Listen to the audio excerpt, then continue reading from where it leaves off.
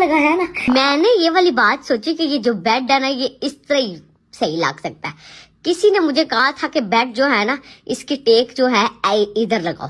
मैंने कहा नहीं, अगर हम इधर टेक लगाएंगे तो ये जो बेड की चीज होती है ना ये वाली है ना ये प्यारी नहीं लगने लगी। आपको क्या लगता है इस बात में? आप लोग एग्री करते हैं कि नहीं? नहीं, अगर बेड को दूसरी हम साइड पे लगाएंगे तो वैसे सूट नहीं करने लगा, इस तरह ज्यादा सूट कर रहा है ना। मेरी हाँ के साथ हाँ मिलानी आपने नहीं नहीं, मैं ये नहीं कह रही मेरी हाँ के साथ हाँ मिलाएं, क्योंकि ये देखे ना ये पर्दा भी प्यारा लग रहा है, ये बेड भी प्यारा लग रहा है और इस तरह दीवार के साथ हो गया है।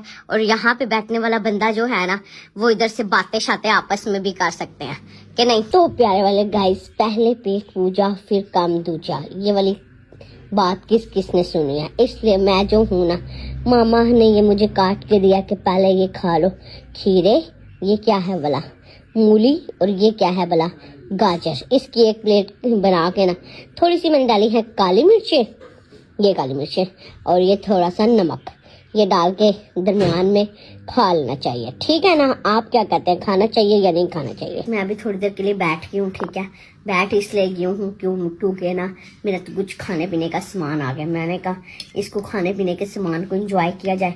ठीक है, this is what is this.